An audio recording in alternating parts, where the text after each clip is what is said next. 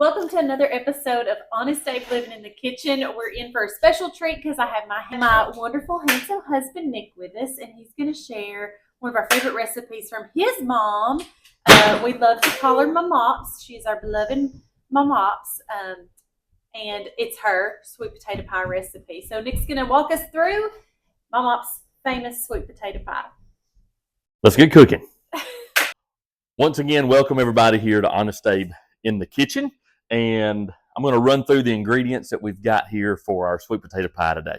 So from a very early age, one of the things that I can remember the most about my mother is her cooking in the kitchen, how much she loved to cook for our family, bake for our family.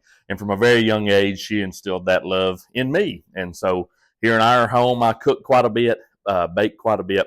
And this is actually one of the most requested things from April and the boys. So main ingredient, the star of the show, is, of course, our sweet potatoes. Now, here we've got kind of the raw form. This is what the cooked version looks like. Little pro or secret here, these were roasted in the oven for hour and a half at like 350, 375. If you don't have that kind of time, you can, of course, throw them in the microwave. I tried that a couple weeks ago. It honestly wasn't as good, but I think the baking really brings out the sweet potato flavor, which is what we're really after in the pie. April has done some wonderful things with sweet potatoes in a crock pot, so you can just kind of put them in the crock pot for like on low for like 3 or 4 hours, and my goodness, they are delicious as well. So just this is kind of the star of the show. You start out with good sweet potatoes, you're gonna have a wonderful pie. So the rest of the ingredients are pretty simple. Now, the recipe we're going to do also is going to make 3 individual pies. So it's a pretty large recipe, mainly just because the volumes of which we're working in are kind of larger. These 5 potatoes did turn out to be about the 4 cups of sweet potatoes. So if you wanted to kind of mentally think about that, that's about how many that we baked to get our 4 cups of sweet potatoes. We're going to add 2 cups of sugar.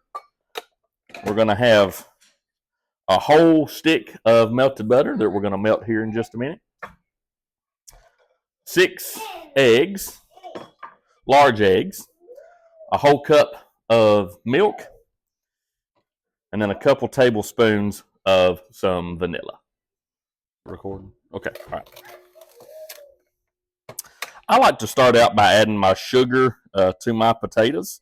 I feel like that kind of usually mixes the best. So that was 1 cup that I put in there. Get that good and mixed around good. Honestly, two cups of sugar is not a lot for the volume. Now April and I don't like things just incredibly sweet, so a lot of times I just kind of skimp on the 2nd cup.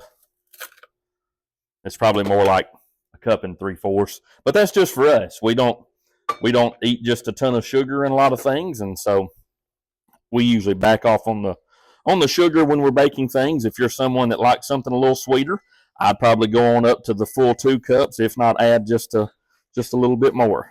But when you add the sugar directly into the potatoes, it really gets nice and mixed in there well.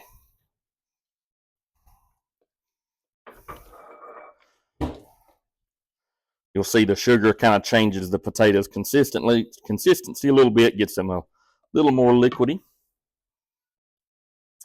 And then I go ahead and start adding my eggs. So once again, 6 large eggs.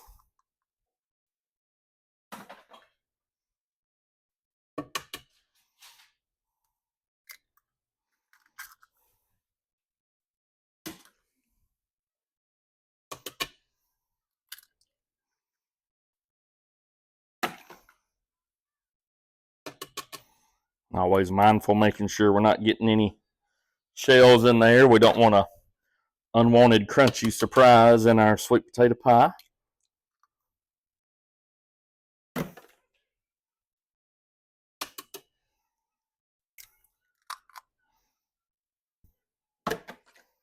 And the good thing is you can just kind of beat the eggs up, the yolks up just a little bit while they're on top of the potatoes there. Then you can just go ahead and start mixing those in.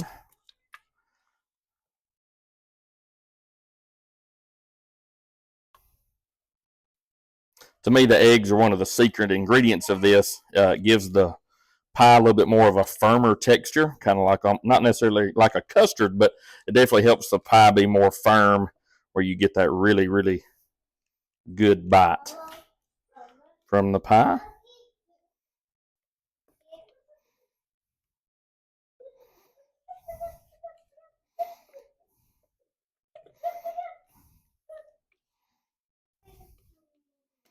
So now the potatoes are definitely looking nice and rich and creamy since we got those eggs mixed in there.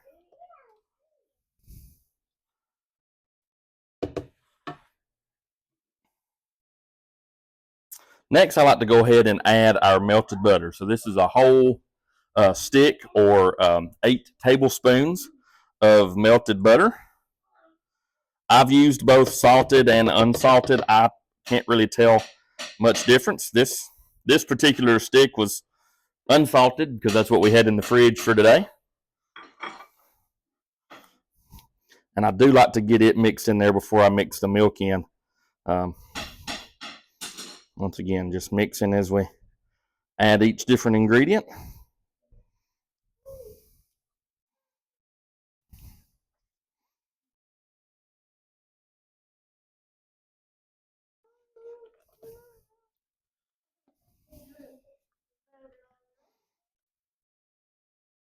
Ooh, looking good, looking good.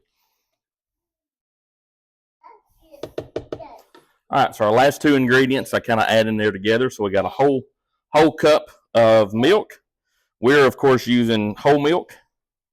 That's about all we drink here in our family. But of course, if you needed to change that up, you could for something else. And of course, we're going to add in our vanilla. Yeah. And I don't know that you could ever really have too much vanilla. Oh, that's going to be perfect. Just right at 1 whole tablespoon of that. All right, so we'll finish mixing all this together. You probably noticed that I had a pretty large bowl for this. Also, this particular bowl is my favorite for making the pie in because it's got both a handle and the pour spout. And that's going to come in really handy here in a minute when we go to pour this into the pie crust.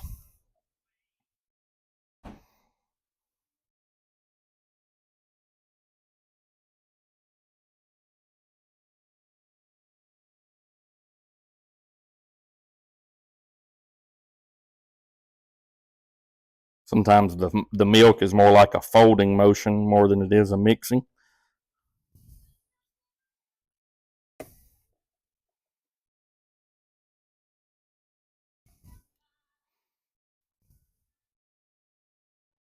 So here's our kind of final product with everything mixed in, really good and creamy. Ooh, it's going to be delicious.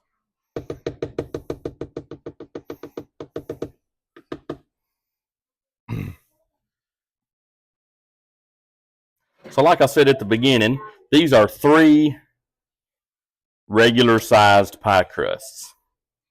And this recipe is going to fill all of them right to the brim.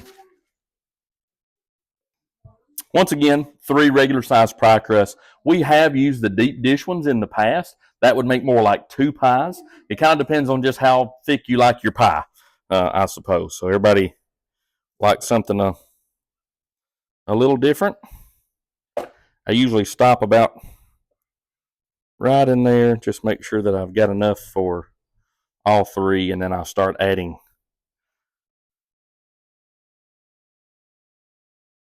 These are going to be really nice and full whenever you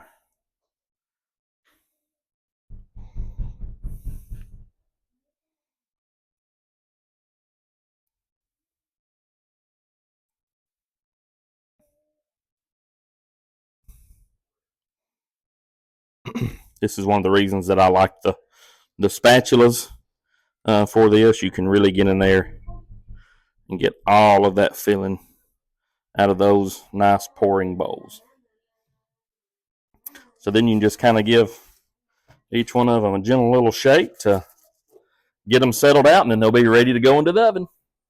Our oven is already preheated at 350 degrees. I actually did that whenever I first started putting all the pie ingredients together. That way it'd be nice and ready for us. So we're going into that hot oven.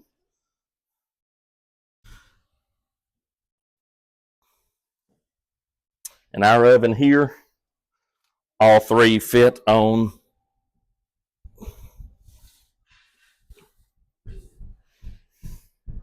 one rack.